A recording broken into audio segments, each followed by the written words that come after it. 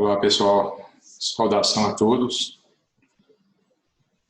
Atendendo ao convite da Patrícia, eu vou falar um pouco da minha experiência com o sistema silvopastoril, utilizando o mogno africano como componente florestal. Antes de entrar no assunto, eu gostaria de cumprimentar a Patrícia e a todos aqueles que participaram do primeiro roda de conversa sobre mogno africano, pelo excelente nível, né, dos debates e das informações.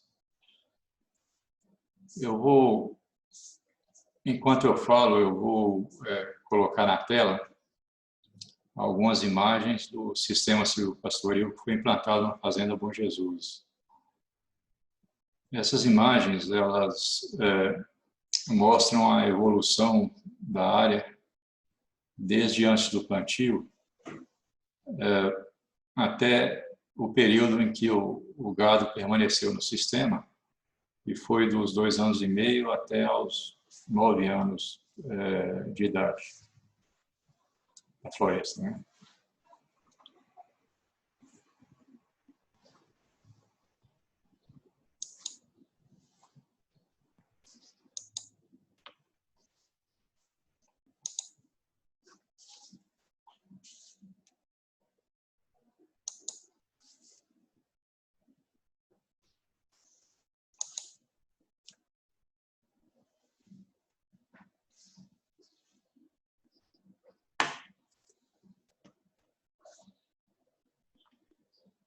Bom, pessoal, essa área está localizada no município de Araçuaí, onde plantei uma floresta, uma pequena floresta de mogno africano, hoje com 11 anos de idade. Essa floresta foi objeto de alguns trabalhos junto às instituições de pesquisa, sendo um desses trabalhos sobre a avaliação do sistema silvopastoril com o componente mogno africano. Trabalho realizado pelo Instituto Federal do Norte de Minas Gerais. Um outro trabalho que foi realizado foi sobre a incidência e o controle de brocas em madeira colhida de mogno africano. Esse através do professor Juarez e da pesquisadora Joyce, da Universidade Federal do Espírito Santo. E um terceiro trabalho, ainda em andamento, né, a respeito da avaliação da aplicação do pó de rocha camafugito na área. Está sendo realizado através do Instituto Federal do Norte de Minas Gerais. Os 2 primeiros trabalhos já foram publicados, então quem tiver interesse em conhecê-los, me comunique, por favor. Vou fazer um breve relato sobre a área onde foi implantado o sistema silvopastoril. A fazenda está localizada no município de Araçuaí, uma região com 300 metros de altitude, temperatura média muito alta, acima de 25 graus em média, né? Com baixa pluviosidade, média anual de 800 milímetros. Porém, é uma região que apresenta boas características, né, para o cultivo do mogno africano e para a bovinocultura, quando feita em áreas irrigadas. A área da Fazenda Bom Jesus, onde foi realizado o plantio do mogno, foi colhida em função de suas condições de ser irrigada e das boas características para o plantio de aves. Porém, essa área estava bastante degradada. Conforme podem observar na imagem antes do plantio, que está na tela, essa área, antes de ser recuperada, ela apresentava uma degradação bem evoluída. Em 2009, comecei a preparar essa área para o plantio do mogno. Foi feita uma adubação de correção de fósforo, o plantio do capim braquiária decumbens e MG4, para aumentar o teor de matéria orgânica, melhorar a infiltração, conter erosão, etc. Em 2010, instalei um sistema de irrigação por microaspersão em 8 hectares e plantei o mogno caia grandifoliola em covas no espaçamento 5 por 5. Esse espaçamento de 5 por 5 não foi planejado em função do sistema silvopastoril, mas sim em função do mogno, que era o meu foco principal. É importante frisar que nem o espaçamento e nem o sistema de irrigação por microaspersão utilizado são os mais adequados quando o foco principal for o sistema silvopastoril. Então, frisando mais uma vez, né, no caso do sistema implantado na Fazenda Bom Jesus, o foco principal não foi o sistema silvopastoril, foi o componente mogno. Se o objeto principal do projeto for o sistema silvopastoril, o ideal é outro espaçamento de plantio e outro tipo de irrigação, diferente do que foi implementado na área. Até os 2 anos e meio após o plantio, o capim era controlado, roçando as ruas e coroando as covas com herbicida. 2 anos e meio após o plantio, a área foi dividida em 15 piquetes com cerca elétrica e foi introduzido no sistema 50 vacas solteiras para engorda. Após 6 meses, essas 42 vacas foram vendidas para abate com um ganho de 163 arrobas no período da seca, com fornecimento de apenas sal proteinado. Além de ter resultado em um ótimo ganho de peso para o período da seca, né, cerca de 3,8 arroba por vaca, e uma boa lotação de 6,25 vacas por hectare, o pastejo controlou bem o excesso do crescimento do capim, dispensando capinas e o uso de herbicida.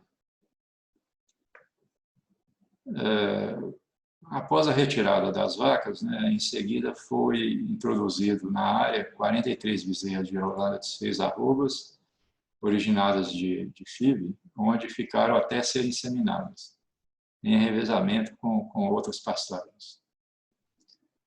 Tiveram um ótimo desenvolvimento. Vale destacar aqui o conforto térmico para o gado de leite proporcionado pelo sombreamento das aves, que é muito importante em regiões muito quentes. Com o decorrer dos anos, as aves foram crescendo e passaram a sombrear muito o capim e seu desenvolvimento foi ficando reduzido. O gado foi mantido na área até o 9º ano do plantio das aves, quando foi retirado do sistema devido ao grande porte das aves que provocou excesso de sombreamento e baixo desenvolvimento do capim. Diante desse relato que fiz, é bem possível, né, que muitos tenham alguns questionamentos a fazer sobre esse sistema silvopastoril.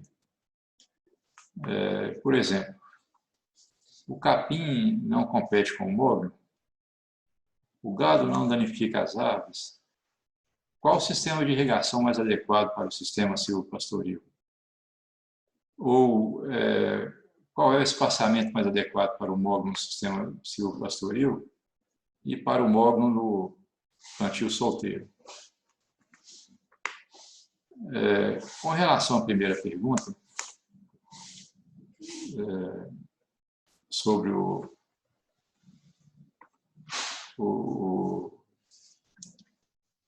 a concorrência do capim, né? O capim compete sim com o mogno, principalmente em nitrogênio. Uma explicação técnica para o caso é que, quando as bactérias do solo vão decompor resíduos de capim, elas mobilizam grande parte do nitrogênio do solo e, por isso, é necessário fazer uma boa reposição desse elemento. Porém, no decorrer do tempo, ocorre um certo equilíbrio entre esse elemento no solo e isso através da reposição natural por mineralização da matéria orgânica. Outro ponto a considerar é que o capim absorve também diversos outros nutrientes, competindo com o mogno por esses elementos. Além disso, com o pastejo do capim pelo gado, boa quantidade de nutrientes são retirados do sistema e são transformados aí em carne e em fezes do gado. Boa parte dessas fezes são depositadas na área de descanso, que é localizada fora da área do sistema, né? Onde o gado recebe água e sal mineral. Essas podem ser algumas desvantagens do capim no sistema.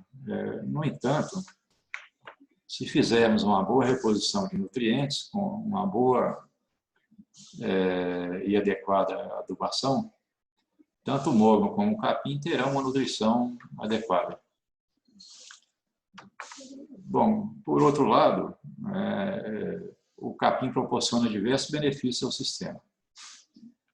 A Embrapa cita em uma publicação muito completa, né, sobre a integração lavoura, pecuária e floresta, diversos benefícios do sistema. Eu vou citar aqui alguns desses benefícios proporcionados pelo capim no sistema, que foram muito importantes, né, particularmente para a área plantada na Fazenda Bom Jesus. Foi observado um grande aumento do teor de matéria orgânica e da cobertura do solo, uma melhora expressiva na infiltração de água no solo e, certamente, né, ocorreu também uma maior eficiência na ciclagem de nutrientes e uma redução significativa na perda de nutrientes por erosão.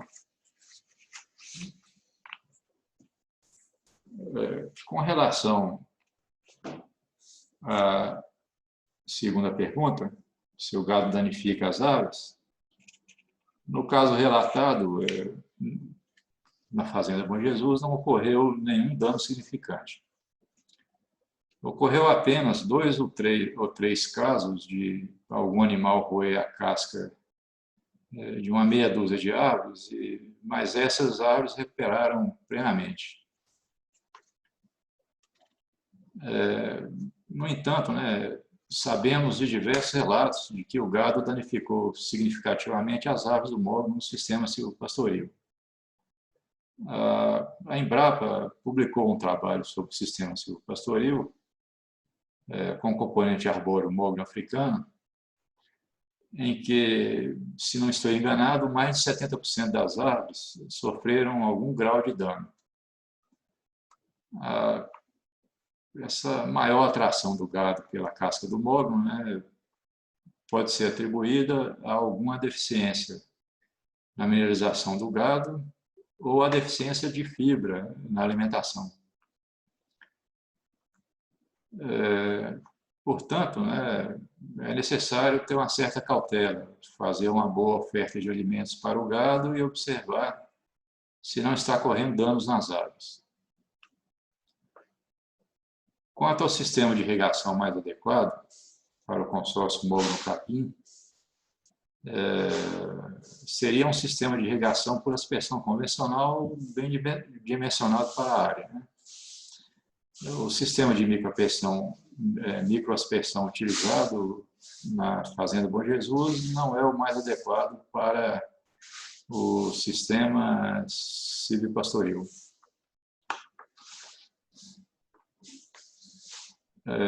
Quanto ao espaçamento ideal de plantio,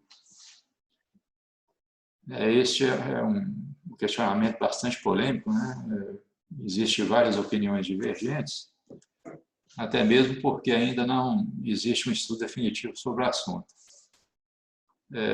Na última roda de conversa sobre o mogno africano, nós vimos aí um rico debate entre pessoas muito gabaritadas e não houve um consenso. Apesar de não exercer profissionalmente a atividade de engenheiro agrônomo há mais de 25 anos, por força do meu emprego atual, que é de dedicação exclusiva, né? se eu exercer profissionalmente a profissão, eu perco meu emprego, né? Eu gosto muito da área de agronomia e estudo o cultivo do mogno como investimento familiar há mais de 12 anos. E, com base nessa experiência, vou dar minha opinião sobre o espaçamento. No caso do plantio do mogno solteiro, né, considerando aí fatores econômicos e técnicos, eu fico com a opinião de que o plantio deve ser mais adensado, pelo que observamos na Fazenda Bom Jesus. Os motivos que me levaram à conclusão de que o plantio deve ser mais adensado são os mesmos que foram muito bem expostos aí pelo João Emílio na última roda de conversa. Ou seja, né, o fato de proporcionar uma melhor seleção das árvores para o corte final, de proporcionar a obtenção de uma melhor qualidade de madeira, de um maior rendimento de serraria. Então, isso leva à conclusão de que o espaçamento mais adensado é a melhor opção. Enquanto não tivermos no mercado, né, clones testados. Me agradou bastante o espaçamento 5x5 adotado na Fazenda Bom Jesus, uma vez que esse espaçamento proporcionou uma boa seleção de árvores e um aproveitamento razoável, né, da madeira já no primeiro desbaste que ocorreu aos 8 anos. Assim, né, considerando aí o espaçamento 5x5, se diminuirmos esse espaçamento, é provável que não ocorrerá o aproveitamento do primeiro desbaste para a serraria. Por outro lado, se aumentarmos esse espaçamento, eu entendo que perderemos na qualidade do fuste da árvore, da qualidade da madeira.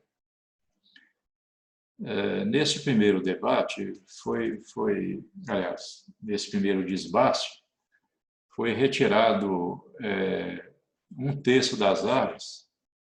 Na população de 412 árvores foram retiradas 135 árvores.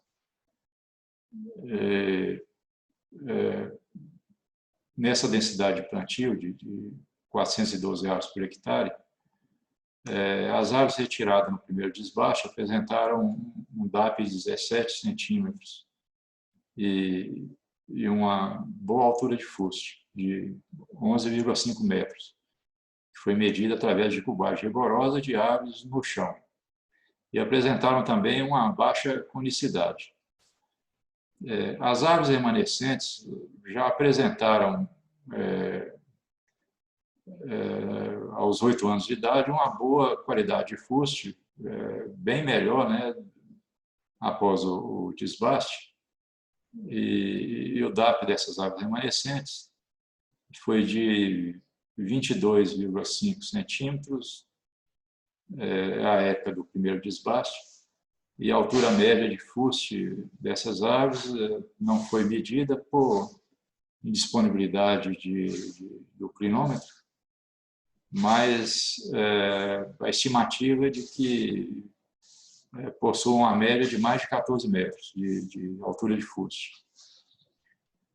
O próximo desbaste está previsto para quando as árvores atingirem a idade de 13 a 15 anos de idade, dependendo dos resultados dos inventários, é claro, né?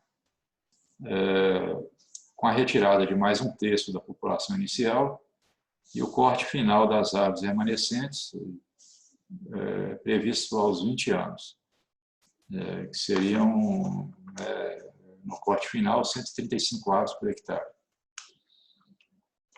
Bom, já o espaçamento para o mogno no sistema silvopastoril, quando o foco for o sistema e não o mogno solteiro, né? Quando o foco aí for o gado e junto com o mogno, e e não o mogno, né, sozinho, em minha região, que possui uma boa insolação, eu faria, né, o plantio do sistema silvopastoril em renques de 3 linhas de mogno no sentido leste-oeste, em espaçamento triangular de 5 por 5 entre árvores e de 14 metros entre renques, o que resultaria aí numa densidade de plantio de 250 árvores por hectare. Se eu for plantar uma nova área, eu pretendo utilizar o sistema silvopastoril. Eu acho que é um sistema vantajoso e proporciona uma boa renda aí a médio prazo.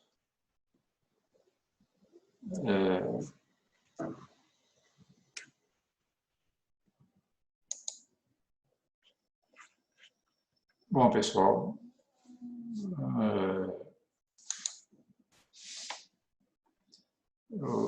essas são as observações principais que eu acho que